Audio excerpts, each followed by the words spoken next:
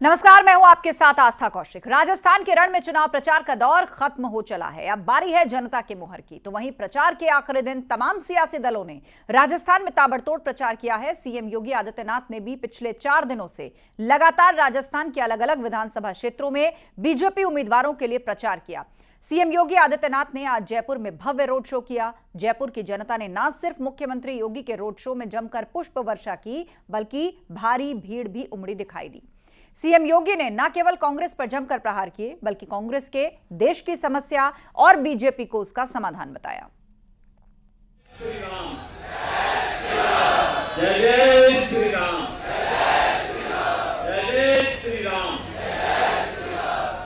कि 25 नवंबर को जब राज्य विधानसभा के चुनाव होंगे तो सभी विरोधियों की जमानतें इस विधानसभा सीएम योगी आदित्यनाथ भी राजस्थान के चुनावी रण में बीजेपी उम्मीदवारों के लिए ताबड़तोड़ प्रचार कर रहे हैं।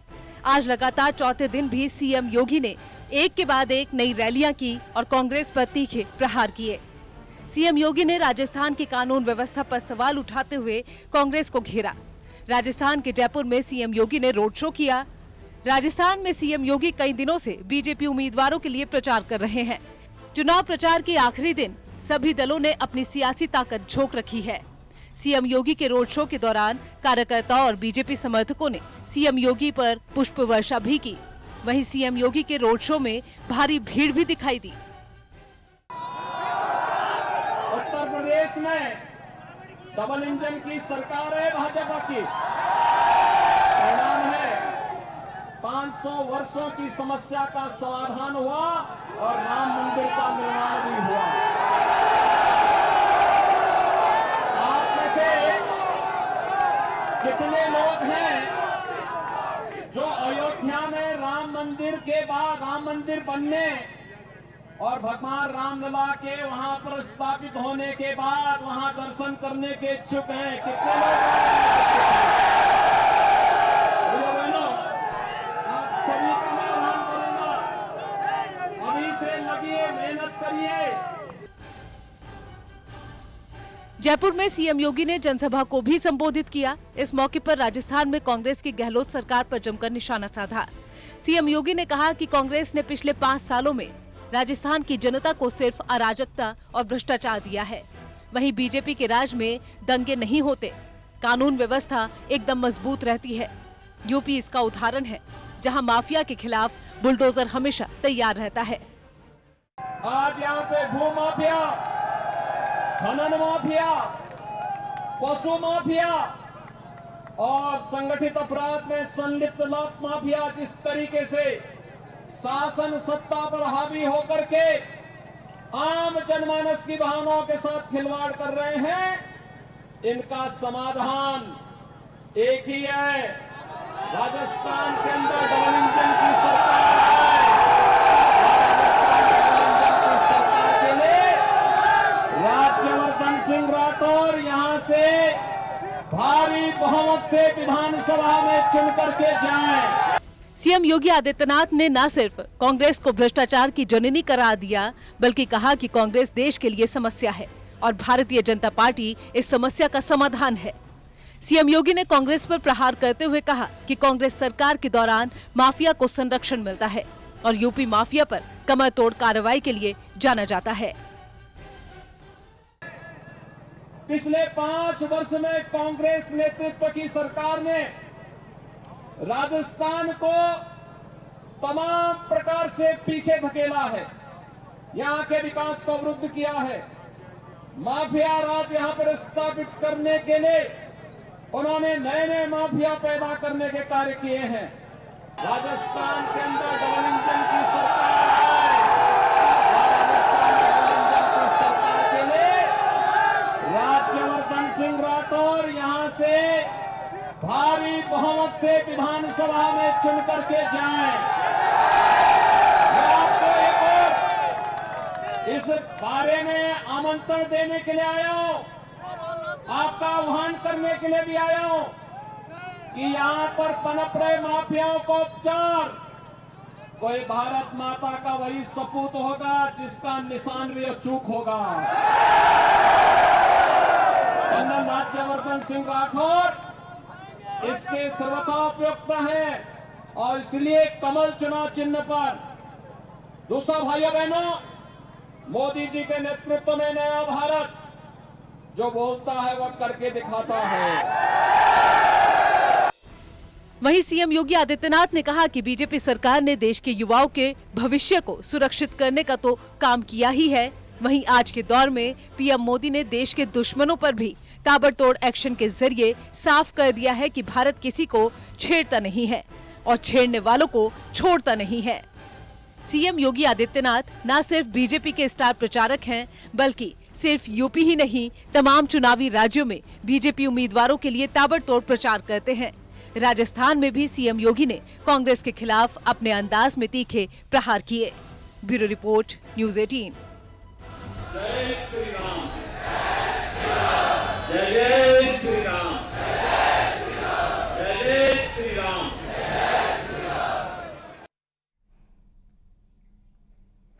सिलेबस में बदलाव की एनसीईआरटी की सिफारिश को लेकर अब सियासत शुरू हो चुकी है। स्वामी प्रसाद मौर्य पहले इसे लेकर सनातन विरोधी बयान देकर वार कर चुके हैं, तो अब इस मुद्दे पर बहस तेज हो चली है। बीजेपी ने स्वामी के बयान को लेकर तीखी आलोचना की, तो वहीं समाजवादी पार्टी ने एक बार फिर से स्वामी प्रसाद मौर्य के हिंदू विरोधी बयान पर चुप्पी साध ली है।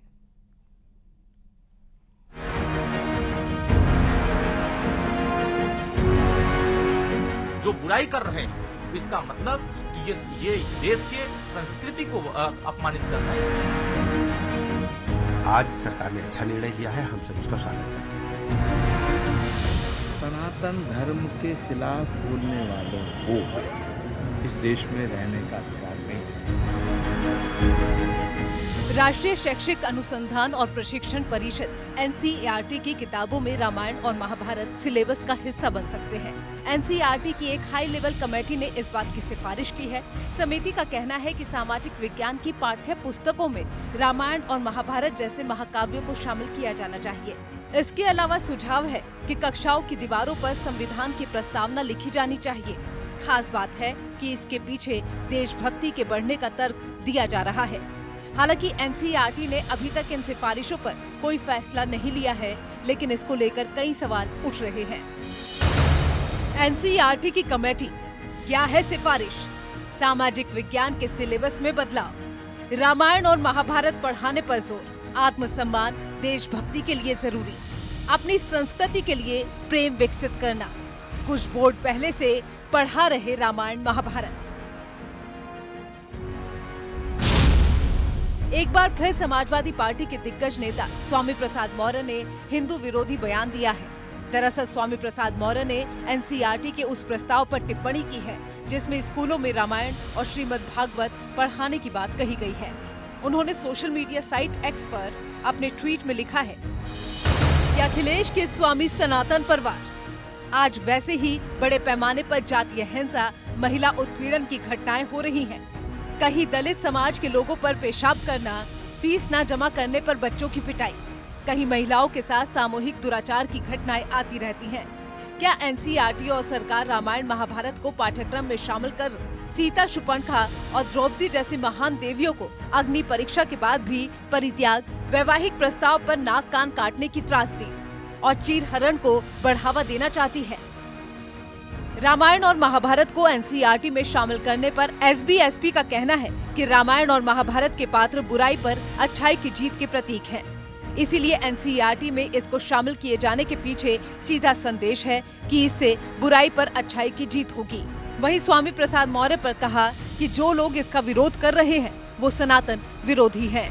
जो बुराई कर रहे हैं इसका मतलब कि ये इस देश के संस्कृति को अपमानित कर रहे हैं, इस देश की परंपरा को अपमानित कर रहे हैं। वो लोग हमेशा से रामायण की चौपाइयों का विरोध करते हैं, हिंदू धर्मों का विरोध करते हैं, सनातन का विरोध करते हैं और इन चीजों से हमेशा नकारात्मक सोच रखते हैं। जो नकारात्मक लोग हैं आज वो गलत दिशा में जा रहे हैं, जो सकारात्मक लोग हैं वो एनडीए के साथ दिख रहे हैं। एनसीईआरटी सिलेबस में रामायण और महाभारत के शामिल करने को लेकर डिप्टी सीएम ब्रजेश पाठक का कहना है कि हर देश और व्यक्ति को अपना इतिहास याद रखना चाहिए। हर व्यक्ति को और देश को अपने इतिहास को याद रखना चाहिए और याद रखने से प्रेरणा लेनी चाहिए याद करके, और किन परिस्थितियों में आज तक महाभारत और रामायण को हमारे इतिहास में बच्चों को पढ़ाने के लिए नहीं शामिल किया गया, ये भी दुखद है। आप सबको पता है कि भारत के इतिहास की सच्चाई दुनिया के सामने और भारतवर्ष के आने वाली पीढ़ी के सामने आने से रोका गया। आज सरकार ने अच्छा निर्णय लिया है, हम सब इसका स्वागत करते हैं। वहीं स्वामी प्रसाद मौर्य के बयान को लेकर कांग्रेस के नेता आचार्य प्रमोद कृष्णम ने भी प्रतिक्रिया दी है। उन्होंने कहा है कि सनातन धर्म के खिलाफ बोलने वालों को देश में रहने का अधिकार नहीं होना चाहिए। सनातन धर्म के खिलाफ बोलने वालों को इस देश में रहने का अधिकार नहीं होना चाहिए। सिलेबस में बदलाव की एक अहम कोशिश पर स्वामी प्रसाद मौर्य के विवादित सियासी बोल फिर बहस का मुद्दा बन गए हैं। हालांकि समाजवादी पार्टी हर बार स्वामी प्रसाद मौर्य के बयानों से पल्ला झाड़ लेती है, लेकिन अभी तक उनके ऊपर कोई कार्रवाई नहीं दिखी है। सवाल ये कि क्या विवादों के स्वामी को अखिलेश यादव की मौन हामी है या फिर स्वामी प्रसाद मौर्य एसपी की मजबूरी बन चुके हैं। Bureau report, news 18।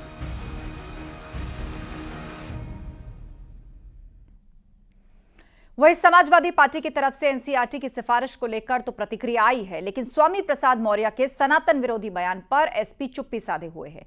वहीं बीजेपी सरकार में राज्य मंत्री दयाशंकर मिश्रा स्वामी प्रसाद मौर्य पर कुछ ऐसा भड़के कि अभद्र बयान दे डाला।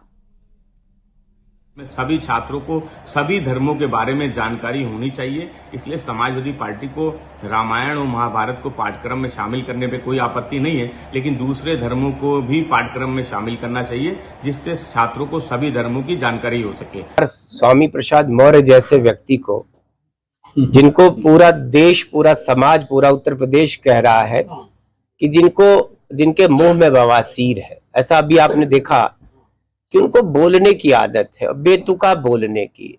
वो रामचरितमानस के रचयिता तुलसीदास जी की भी आलोचना कर सकते हैं। वो धर्म की लगातार आलोचना करते जा रहे हैं और समाज की नजरों से वो लगातार गिरते भी चले जा रहे हैं। और संभल से समाजवादी पार्टी के सांसद शफीकुर रहमान बर्क और विधायक इकबाल महमूद आपस में भिड़ते दिख रहे हैं। दोनों ने न सिर्फ एक दूसरे को अभद्र शब्दों की संज्ञा दी है, अभद्र शब्दों का इस्तेमाल एक दूसरे के खिलाफ किया है, बल्कि निकाय चुनाव में इन्हीं दोनों के बीच की सियासी तल्खी ने एसपी को जो नुकसान पहुंचाया था, अब पार्टी को डर है कि कहीं 2024 में भी वैसी परेशानी का सामना फिर न करना पड़े। आखिर क्यों अखिलेश यादव के दो दिग्गज नेता एक दूसरे पर भड़क गए, ये रिपोर्ट देखिए। लोकसभा चुनाव से लेकर विधानसभा चुनाव और फिर नगर निगम चुनाव तक में समाजवादी पार्टी के नतीजों की क्या हालत रही है, ये सभी जानते हैं। अखिलेश यादव गठबंधन के नेताओं के साथ एक तरफ तालमेल बिठाने की पुरजोर कोशिश में लगे हैं, तो दूसरी तरफ उन्हीं की पार्टी के नेताओं की अनबन खुलेआम सामने आ रही है। ऐसा ही कुछ देखने को मिल रहा है संभल से। समाजवादी पार्टी के विधायक शफीकुर रहमान बर्क और विधायक इकबाल मसूद के बीच दोनों ही नेता एक दूसरे के लिए न सिर्फ अपमानित शब्दों के साथ प्रतिक्रिया दे रहे हैं, बल्कि दोनों के बीच खुलकर तनातनी सामने आ चुकी है। जरा सुनिए दोनों एक दूसरे के लिए क्या कुछ कह रहे हैं। इसकी बात पर कोई तबसरा नहीं करूंगा, वो जाने। ये तो बहुत घटिया आदमी है। आपका जो बयान सामने आया, उन्होंने ये भी कहा अपने बयान में कि वो बहुत ही घटिया आदमी है, उनसे उनके जवाब पे कोई बात नहीं करना चाहता। क्या कहना चाहते हैं इस तरह के मामले में? अब वो उम्र के उस दहलीज पे पहुंच गए जहां दिमागी संतुलन उनका बचा नहीं। वो इस तरह के बयान देकर वो अपने आप को बहुत अच्छा साबित करना चाहते हैं। जनता सब उनके बारे में जानती है, मुझे ज्यादा कहने की जरूरत नहीं। दरअसल एक तरफ बर्क ने जहां एसपी विधायक इकबाल मसूद को घटिया आदमी कह दिया, तो इसके जवाब में एसपी विधायक ने बर्क के मानसिक संतुलन पर सवाल उठा दिए। संभल में दोनों ही नेता दो खेमों को चला रहे हैं। इन दोनों के बीच की तनातनी की वजह से निकाय चुनाव में समाजवादी पार्टी को संभल में भारी नुकसान झेलना पड़ा था। अब 2024 के चुनाव से पहले एक बार फिर से इन दोनों ही नेताओं के बीच की तनातनी खुलकर सामने आ रही है। ऐसे में साफ है कि अखिलेश यादव की दोनों नेताओं की जुबानी जंग न सिर्फ एसपी के लिए परेशानी भारी साबित हो सकती है, बल्कि जहां फायदा मिल सकने की संभावना है, वहीं नुकसान न उठाना पड़ जाए। न्यूज़ 18 के लिए सुनील कुमार की रिपोर्ट।